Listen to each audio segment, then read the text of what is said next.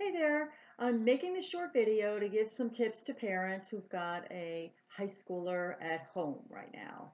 So I know you're trying to be productive, but right, we're all overwhelmed and this time is so difficult for everybody. Um, we're all exhausted over so many different things and the world at home, everywhere, friends and family. So I just wanted to talk a little bit about some of the things that I'm hearing about and that we use here. But why me, right? Well, obviously, I'm a mom of a teenager, or I wouldn't be here. But why listen to me? I don't know. For this first part, because disclaimer, I don't have any great statistics of any super successes that work for me at home. I am not a formal educator, nor am I a homeschooler, but like all of us as a smart mom, I've definitely got some ideas there. But the bigger point here and why I was asked by a homeschooling group to create this video was because I'm a life skills advocate for art and skills. We focus predominantly on the practical life skills, which is super applicable right here, right? Because of the top three things people are spending their time on right now is, what can I learn? What can I do at home? I've got a new skill. I've got, something that's been on my list that I've been wanting to learn. So this is a really, really great time to take that pause and try to come up with, a plan on how you train yourself on some of the things that you've been wanting to. So I've got a couple tips for you. I've got 3 tips because 3 tips is a great way to do this, right? So tip number 1 is kind of focus on your kid's personality. You can't teach all kids the same way. You can't even teach your own kids all the same way, as we know. So some kids are better learners than others. Some are more independent learners than others. You have to really take the age of your child or teen into account for this. So that's one thing, being adaptable and flexible and kind of adjusting what you think that you might want to do. I know that a lot of schools right now have been sending, remote learning opportunities. I don't know whether they're formally doing it for you or doing it more, on a suggested basis. But I mean, obviously, our inclination, right, is to try to get those worksheets done and try to keep our kids on track. And that's going to be a lot harder kind of a thing to do right now. You've got motivated kids who really are interested in learning or like to use their time. And then you've got, on the other hand, less motivated kids that, typically don't follow all their homework or forget to turn things in. And now you've got this situation where, you're trying to do that on your own now or have them do that on their own. So I think you got to, adjust your expectations on the personality of your children. So that's kind of tip number 1, at least, is to give yourself a break and try to, know that you need to adjust your plans a bit and your expectations. Tip number 2 is trying to figure out, how much self-discipline your child actually does have. Maybe there isn't actually, work on your plate right now that did come from the school or from the teachers. If there isn't, then, you might want to be a little proactive and take a look at some of their, curriculum or their coursework plan, I think, the order, and you can work ahead a little bit. And that might help them when they actually come back on board, with a regular schedule. They may not feel that they've missed too much. Another great way to supplement, and that was just on the academic side, right? My forte is kind of more like the practical life skills I was telling you about. So what I think is a great thing to do is to print a list, have a list of all the life skills. We have one. You can get that on our site. I'll give you the link later at Art and Skills. But you can get, if you have a whole list to follow, you can mark off, you can keep score, you can use that as a reward. The life skills could be things like, around the house, not chore things, but like learning new things, learning to fix things around the house, doing minor repairs, different kinds of, maybe pet care that they haven't done yet, depending on how old the kids are. Of course, if the high schoolers are here, they know that, but, helping others, trying to figure out some things online. I suggest that you do this in kind of like little micro content chunks. We do all our programs like in 5 or 10 minutes. So I think that's really a good way to give a brief overview of things, lay out the and then let your teens try to figure out, how they want to learn it on their own, what their approach is. Definitely less structured during this time is a really good way to go. So if you're doing like a new recipe or something, or maybe you're trying to train them on meal planning, it's probably better to do that like around a meal as opposed to sitting it down and trying to do, an actual like lesson time about it. Have it be more, wrapped into your day. So have, these little micro lessons or something that you want, whatever you want to call it, have it be through like the nooks and the crannies of the day. That's probably a lot better way to do it and not feel like it's so in their face that they need to be learning something.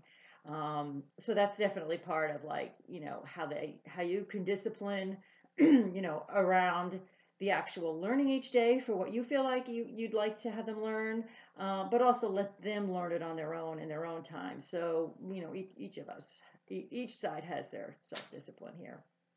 Um, I think definitely a little less hands-on is probably a good approach. At least that's what I'm hearing from a lot of parents that's working right now is a little bit, less involvement where you can.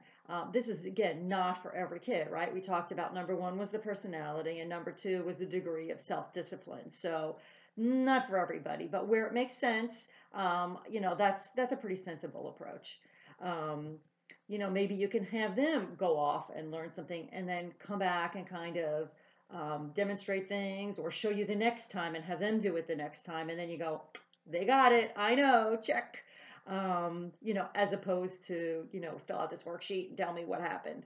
So that's probably a good thing. I mean, one of the things that we did actually, not in this time now, a couple of years ago, actually, in a downtime vacation time, my son had a Scouts project, a Boy Scouts project, and he was trying to work on some badge elements. And I said, well, some of the things that he came up with were really smart, and they were, training other kids on the things that he knew.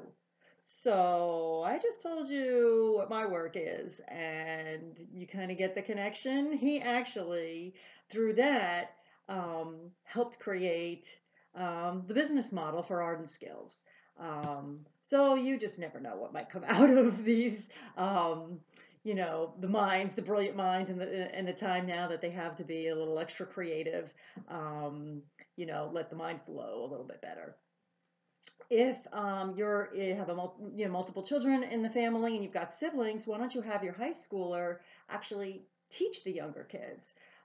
We learn as we teach, right? So would they. I think that's an awesome way. It'll keep you a little bit less involved, but they learn better.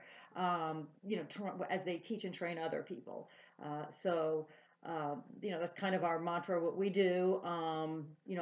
We at Art and Skills kind of live in the social learning space. So it's more, what can other people train what they're really good at to others. So I think if, the older high schoolers teach the younger kids, that's an awesome, awesome way to do. For some of the soft skills, like more gratitude and serving and etiquette and things that you might want to call, soft skills as opposed to like the practical hard kind of skills. Those soft skills, we've actually got some courses on our site that you can, they're all free and they're on things like, on gratitude or on success habits and things like that. So you can take a look over there. Of course, there's plenty of resources out there as well. But that's it. Now, tip number three. Three would be about screen time. So there are a huge variety of how people are handling this. And if you're actually, working from home, during this time, it's going to be a lot harder to manage things than if you were,